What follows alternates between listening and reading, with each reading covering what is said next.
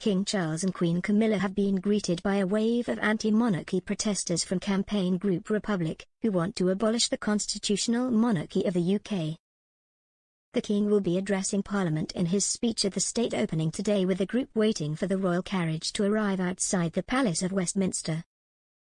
Republic proudly posted about the event with a video on their X page, which they captioned, "Breaking news: hundreds of Republicans have just told Charles that he's not their king" at the #state opening of Parliament.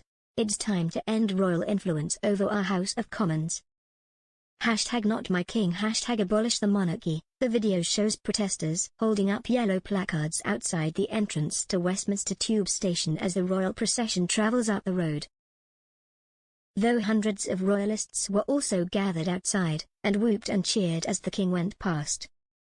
Republic confirmed on social media that they would be gathering from 9 a.m. on Parliament Street to protest the King and Queen attending the state opening, which is being held following the election of a new Labour government. The CEO of the campaign group, Graham Smith, also appeared on Sky News this morning to debate the democratic values of the monarchy with royal author and historian Rafe Hadel-Manku. The sovereign traditionally attends the state opening of Parliament in their role as head of state, although the monarch's power is mostly limited by the government. Republic are well known for protesting several important royal events, including the King and Queen's coronation last May, where they made their views heard despite the wet weather. They were also present to protest Trooping the Colour in June, when the royal family celebrate the monarch's official birthday, although they were reportedly drowned out by royal fans singing the national anthem. The BBC's royal correspondent Sarah Campbell, who was at Buckingham Palace, said, "The crowds are starting to build up. We've got some anti-monarchy protesters, so there have been shouts of 'Not my king' but other shouts of the national anthem, so quite an atmosphere."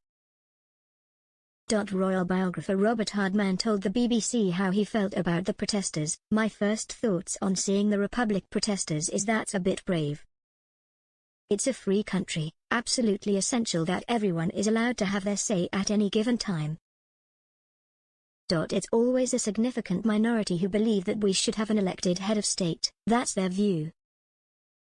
As I say, they will be vastly outnumbered, but, you know, we are in a democracy.